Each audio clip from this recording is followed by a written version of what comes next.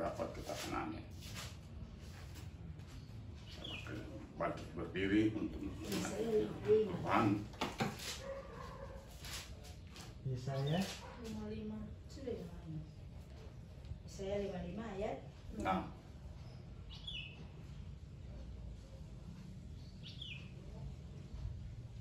Rapat Amin. baca bersama 2, 3, 1. Carilah Tuhan selama Ia berkenan di bumi, berseru kepadanya selama Ia dekat. Puji Tuhan, haleluya. Luar biasa. Hari ini Tuhan memberikan suatu tema supaya kita hidup bersama dengan Yesus. Dengan cara kita mau hidup bersama Yesus, caranya adalah mau hidup selalu bersungguh-sungguh di dalam mencari Tuhan. Karena orang bisa mencari, bisa gagal. Itu sebab orang hidup bersama Tuhan bisa juga gagal. Kenapa? Karena setan tidak tinggal diam, berusaha untuk menghambat dan menghalangi untuk hidup kita manusia, yaitu mencari Tuhan. Kenapa kita disuruh cari Tuhan? Apa untungnya kita mencari Tuhan? Mencari Tuhan yaitu pertama adalah kita mempunyai suatu masa depan yang penuh harapan, ya. Kita punya Tuhan yang hidup, karena Tuhan itu adalah menciptakan langit dan bumi, ya, serta segala isinya. Dia memberikan bukan hanya sekedar keselamatan, tetapi dia memberikan kehidupan. Nah, inilah kehidupan inilah yang sangat-sangat yaitu dibutuhkan oleh manusia, ya. Sehingga saking karena kehidupan itu sangat dibutuhkan oleh manusia, maka Tuhan tidak yaitu senang adanya kematian. Bayangkan, karena kematian membuat Yesus menangis. Karena kematian membuat Yesus menangis. Di dalam Yohanes pasal 11 ayat 35 di situ dibilang bagaimana? Dikatakan, maka menangislah Yesus. Kenapa Yesus menangis? Karena yaitu di dalam pribadi Lazarus itu ya mengalami yaitu kematian. Ya, jadi betapa pentingnya adalah kehidupan itu. Nah, kehidupan yang bagaimanakah yang harus kita yaitu cari? Kehidupan yang model bagaimanakah yang kita harus yaitu miliki? Yaitu kehidupan bersama-sama dengan Tuhan Yesus Kristus. Yesus katakan, akulah jalan dan kebenaran dan hidup. Tidak seorang pun sampai kepada Bapa kalau tidak melalui aku. Jadi betapa pentingnya kehidupan itu yang harus kita miliki.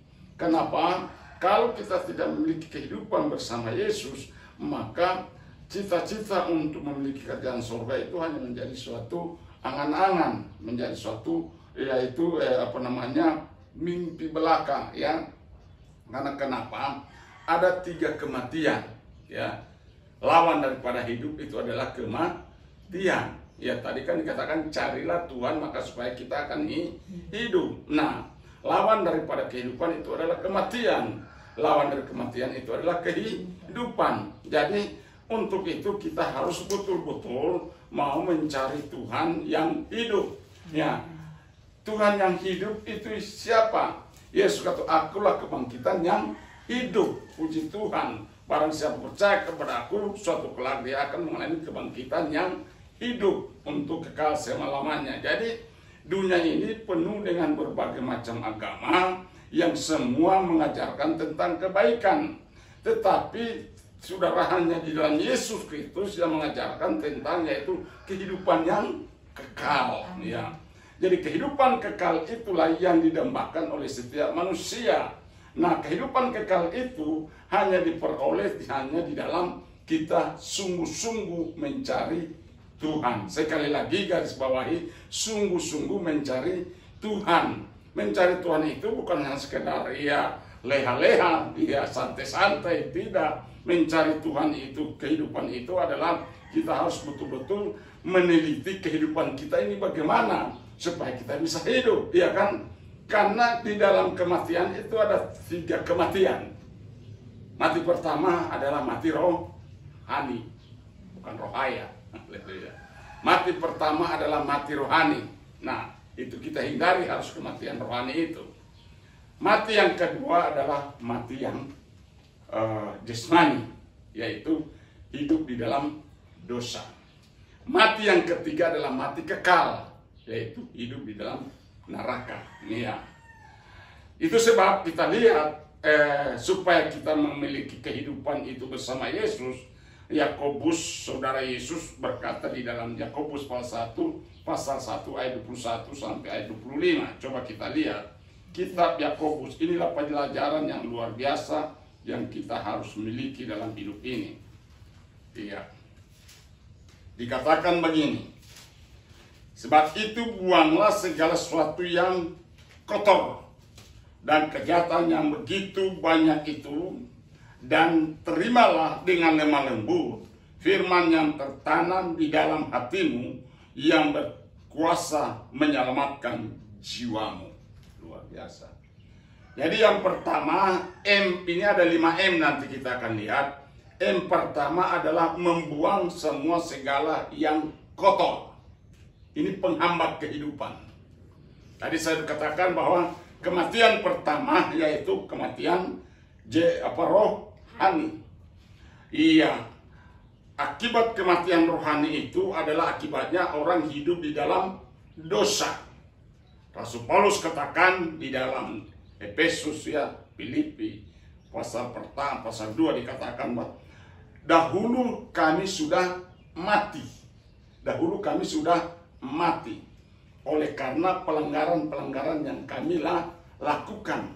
Tapi kami bersyukur oleh kasih karunia Yesus Kristus kami telah dihidupkan bersama dengan Kristus. Luar biasa. Jadi kembali ke kehidupan. Nah, Yakobus berkata supaya hidup kita ini bersama Yesus ini tetap eksis, maka kita harus membuang segala kejahatan. Nah, upah dosa adalah mau, ya. Jadi kita lihat bahwa dosa itu akan membawa kematian rohani kita. Ketika Adam dan Hawa hidup bersama dengan Allah di Taman Eden, mereka melakukan yaitu kejahatan, yaitu melanggar hakikat daripada Tuhan, kehendak daripada Tuhan, maka mereka mengalami kematian rohani, dikeluarkan dari Taman Eden, dikeluarkan dari yaitu persekutuan bersama dengan Allah. Betapa persekutuan bersama Allah itu sangat penting sehingga mereka mengalami yaitu kematian rohani, yaitu hidup dalam dosa. Maka Yakobus berkata, buanglah segala kotor, buanglah segala kejahatan. Nah, supaya apa? Dan supaya setelah kita membuang segala dosa, membuang segala kejahatan, segala kecemaran yang ada dalam tubuh kita, DP gantinya harus taruh apa? Yaitu terimalah firman Tuhan yang menyelamatkan jiwa kita. Jadi firman Tuhan itu penting, yang tertanam di dalam jiwa kita. Karena firman yang tertanam dalam jiwa kita itulah yang membuat kita hidup. Amin. Dalam dia ada hidup. Ada amin. Iya, dalam dia ada hidup, ya. Dan hidup itu adalah sebagai apa? Terang manusia. Yohanes 1:4.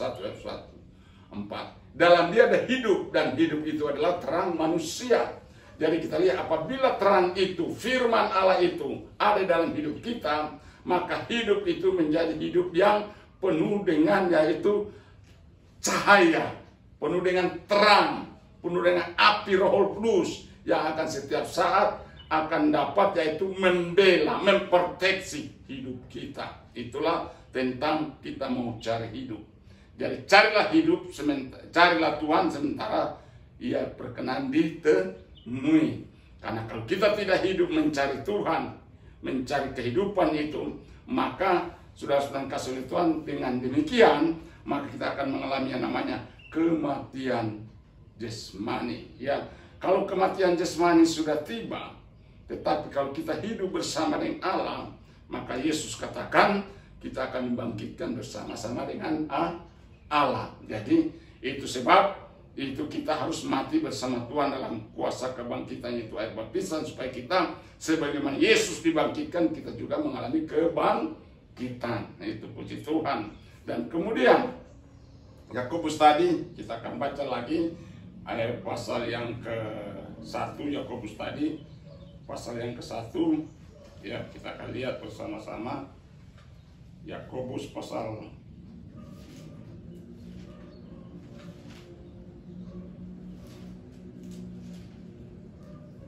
ya, 1 ayat. ayat 22. Puji Tuhan, demikian firman Tuhan. Tetapi hendaklah kamu menjadi pelaku firman dan bukan hanya pendengar saja. Sebab jika tidak demikian kamu menipu diri sendiri. Amin. Jadi kita lihat bahwa M yang pertama adalah, yaitu M pertama membuang segala kejahatan. M yang kedua menerima segala, yaitu firman Tuhan dengan lemah lembut. M yang ketiga adalah melakukan firman Tuhan. Nah, dikatakan sini, tetapi hendaklah kamu menjadi pelaku firman dan bukan hanya mendengar saja. Sebab jika tidak demikian, kamu menipu dirimu sendiri. Sebab jika seorang hanya mendengar firman saja dan tidak melakukannya, ia adalah seumpama seorang yang sedang mengamati bukannya yang sebenarnya di depan cermin. Haleluya. Baru saja ia memandang dirinya, ia sudah pergi atau ia segera lupa bagaimana rupanya. Jadi kita lihat betapa pentingnya hidup kita ini, hidup di dalam melakukan firman Tuhan. Nah, supaya firman Tuhan itu tetap hidup, maka dengan cara bagaimana kita lakukan firman Tuhan itu. Kalau Tuhan katakan hendaklah kamu menyembah Allah dalam roh dan kebenaran, supaya kamu hidup di dalam Yesus Kristus, maka kita akan lakukan penyembahan dalam roh dan kebenaran. Ya, ketika perempuan Samaria itu dia mencari air atau menimba air, Yesus menawarkan air kehidupan. Iya, orang yang memiliki kehidupan bersama Yesus itu adalah, yaitu hanya hidup bergaul dengan Yesus melalui penyembahan dalam roh dan kebenaran. Maka dia akan hidup melakukan firman Tuhan. Itulah M yang ketiga. M yang keempat, yaitu ayat yang ke-25. Tetapi barang siapa meneliti hukum yang sempurna, yaitu hukum yang memerdekakan orang dan ia bertekun di dalamnya. Jadi bukan hanya mendengar untuk melupakannya, tapi sungguh-sungguh melakukannya, ia akan berbahagia dan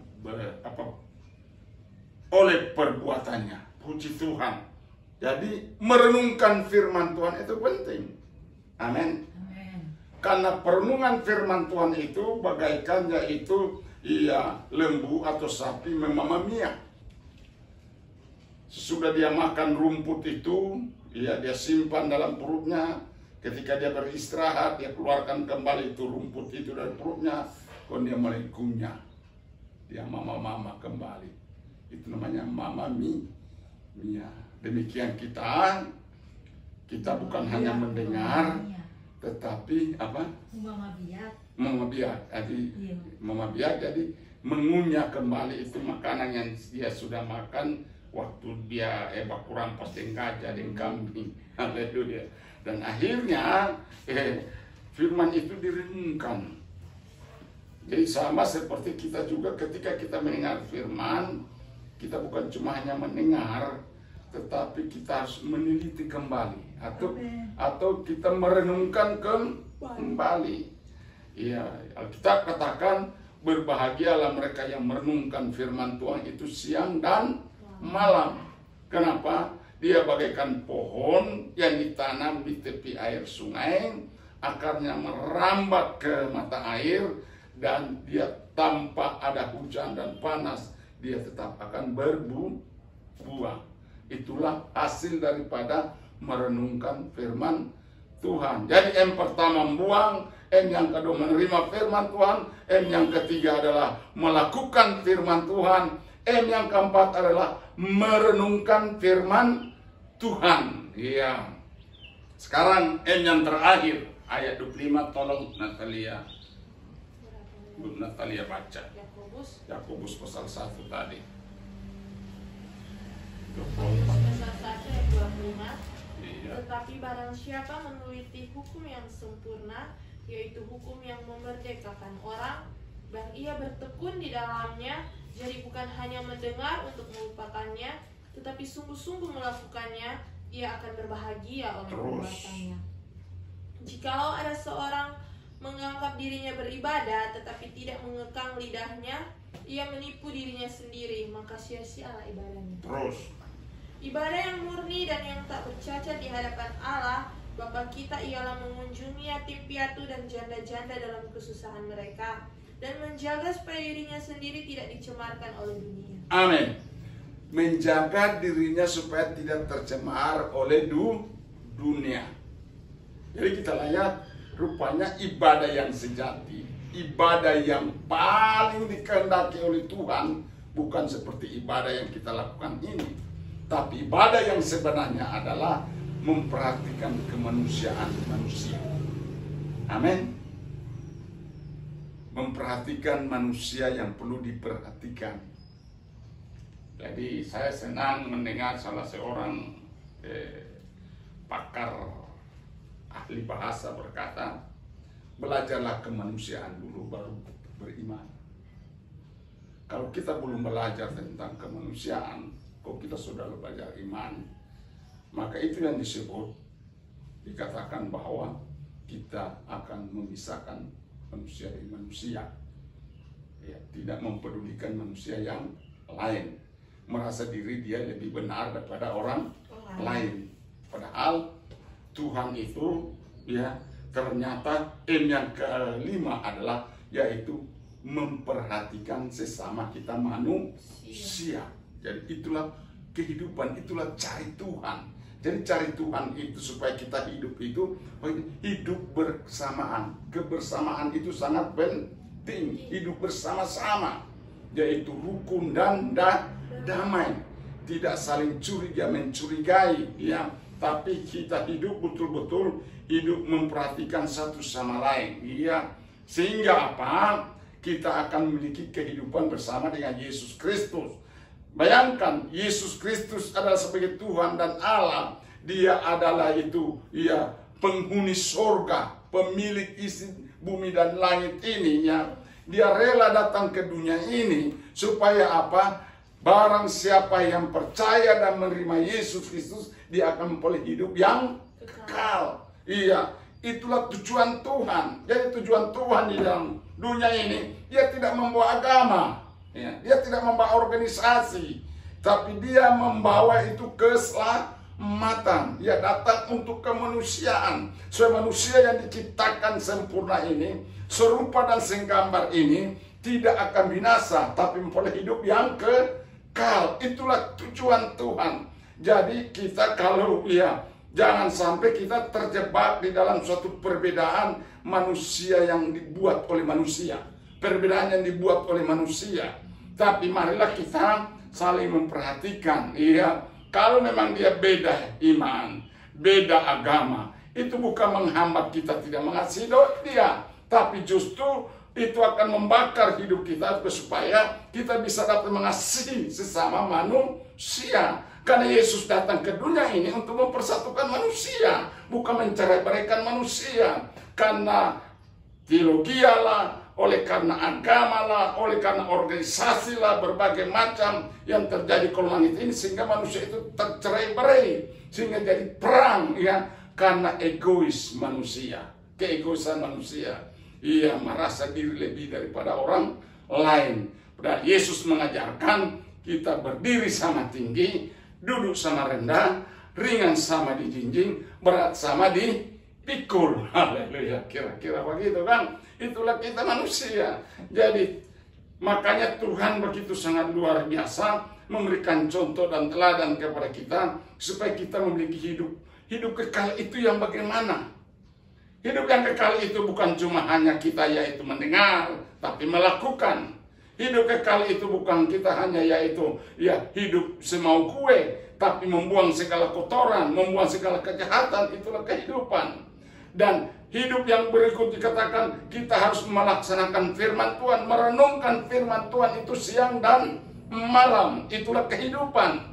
Kehidupan yang terakhir adalah yaitu membagi-bagi firman, yaitu datang mengunjungi, yaitu orang-orang yang perlu dikunjungi, orang-orang yang perlu dikasih firman sehingga mereka akan memperoleh kehidupan. Itulah kehidupan.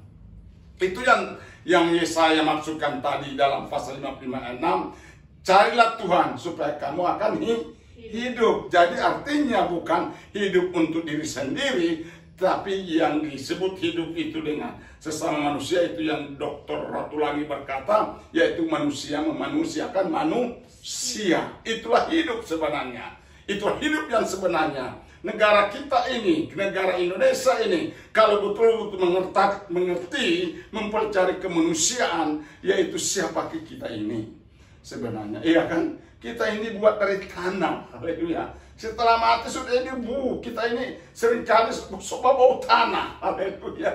Apalagi usia seperti Papa begini sudah 65, ya bilang sore, so game over katanya, semua hampir game over.